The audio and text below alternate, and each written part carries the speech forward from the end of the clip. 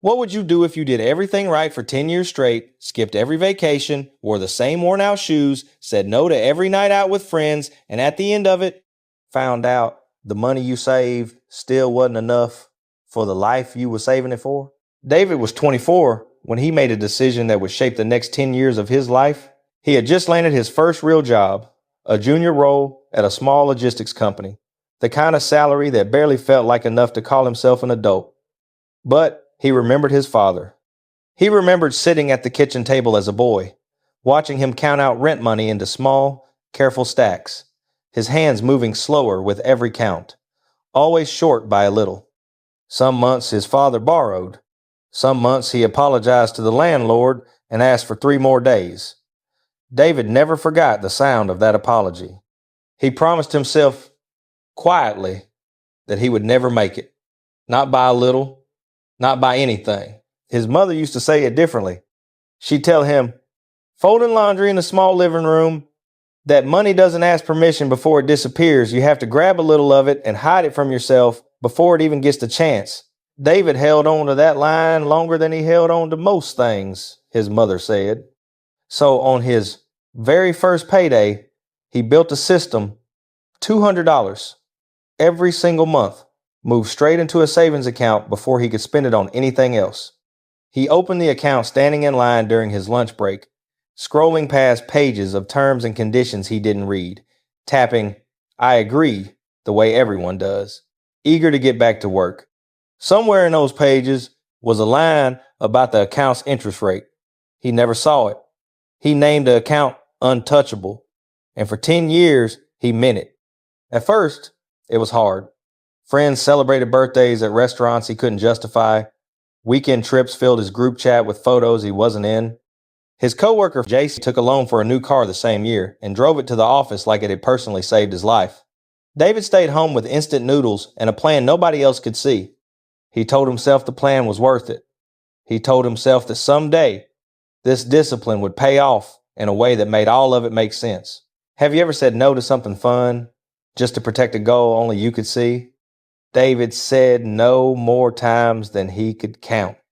Some nights he'd lie in bed at 1 a.m, scrolling through Instagram before sleep, friends on beaches, friends unboxing new phones, friends captioning their lives, living my best life. He'd lock his phone, roll over, and feel a small, quiet pride in the difference between them. They were spending. He was building something, or so he believed. His family WhatsApp group told a similar story. Cousins posting screenshots of investment apps promising double your money in 30 days. An uncle asking for a small loan just until the end of the month. David muted the group more often than he read it. He didn't have money to lend, and he definitely didn't have money to gamble on a screenshot. His $200 a month felt like the one responsible thing happening in that entire chat. And in a way, it was. Years move the way years do.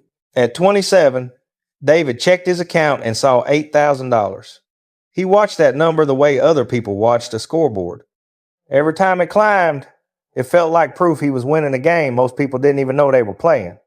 That same year, a coworker named Ace mentioned something about an index fund, a way to let the stock market grow his money for him while he slept.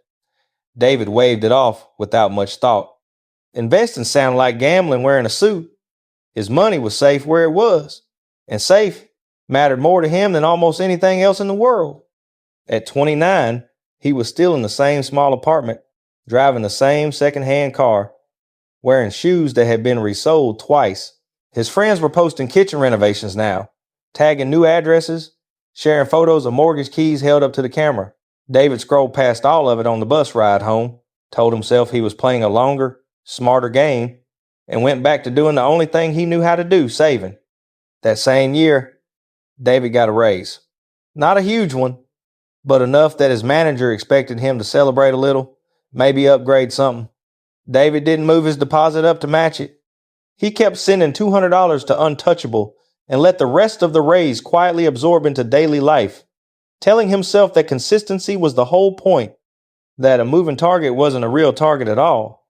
He didn't know yet that the target itself was the thing quietly moving further away than he could see. What would you do if everyone around you kept moving forward and the only thing keeping you steady was a number in a banking app? David kept saving.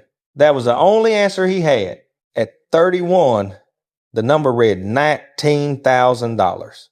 He remembered back at 24 doing the math on the back of a receipt. If he kept this pace for 10 years, he'd have enough for a solid down payment on a small house, or enough to finally open the little repair shop he used to talk about with his father on Sunday afternoons, back when his father still had the strength to stand behind a counter all day. 19,000 felt close enough to taste. By 34, the account finally read $27,000. 10 years of $200 deposits, barely touched, growing slowly at whatever quiet rate his bank called interest. He sat and stared at that number for a long time, on the same bed in the same small apartment he'd lived in since he was 24. Then he did something he hadn't let himself do in a decade. He called a realtor, feeling for the first time in 10 years like the waiting was finally over. The realtor sent him a list of listings that same afternoon. David opened the first one on his phone, and something in his chest dropped.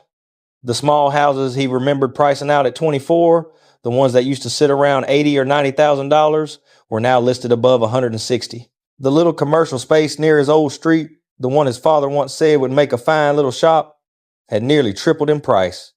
Even rent on a modest one-bedroom apartment across town now cost more per month than David used to spend in 3. A bag of rice that cost him $6 at 24 now cost almost $11. The bus fare he used to complain about had doubled twice over.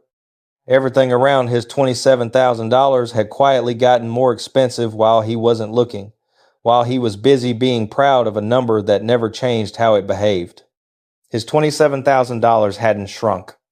The world around it had simply grown bigger, faster, while his money stood still and waited politely for its turn.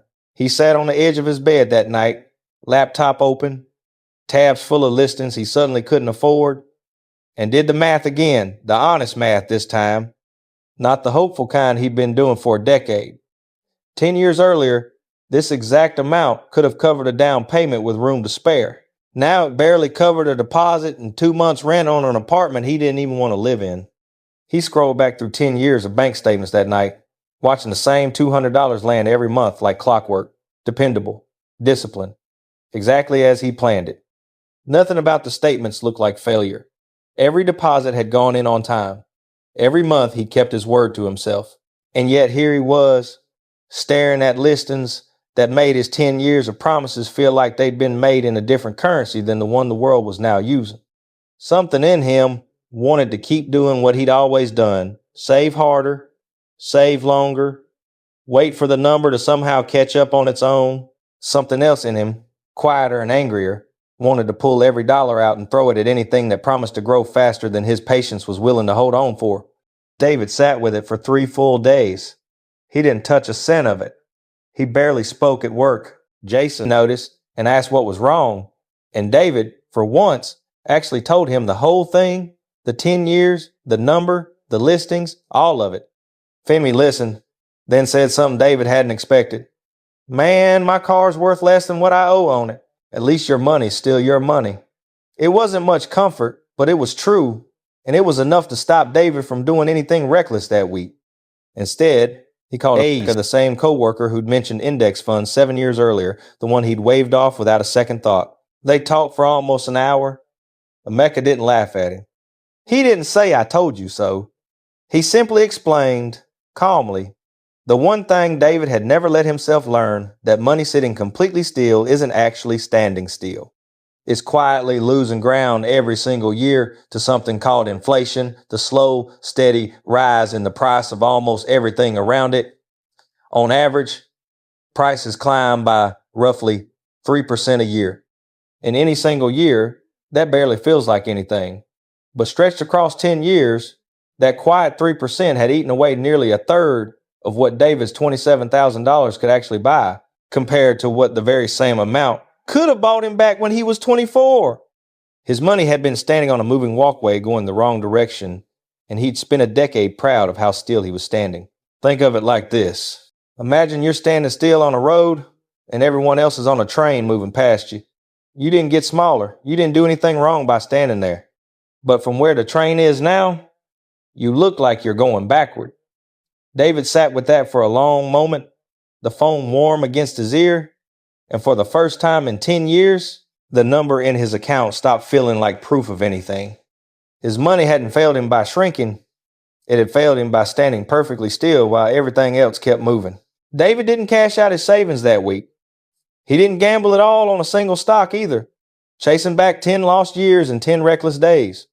Instead, he split it, kept a portion exactly where it always was, safe and reachable for emergencies, and moved the rest into something built to grow at closer to the pace the real world was actually moving at. It wasn't a plan he had at 24. It wasn't a fast fix his anger wanted at 34. It was slower than he wanted and faster than what he'd been doing for the last 10 years, and for the first time, it felt like his money was finally working alongside him instead of quietly falling behind him. He never did buy that first house he priced out on the back of a receipt at 24. 2 years later, at 36, he bought a smaller one, not the one from the napkin math of his 20s, but one that actually matched the world he was living in now, not the one he remembered from a decade earlier. He sat on the porch of that smaller house one evening, the same way his father used to sit at that kitchen table, and for the first time, the number in his account and the world around him finally seemed to be moving at the same speed. He thought about his mother's line about hiding money before it disappears and realized she'd only ever taught him half of it. She'd taught him how to protect money from himself. Nobody had taught him he also had to protect it from the world quietly getting more expensive around it. He decided that would be the one thing he'd say differently someday to a son or daughter of his own. Not just save, but make sure what you save is actually still growing while you're not looking. David did everything right for 10 years straight. He just did the wrong right thing. Saving alone loses to inflation. What would you have done differently? Save exactly the way David did, or take the leap sooner? Tell us in the comments.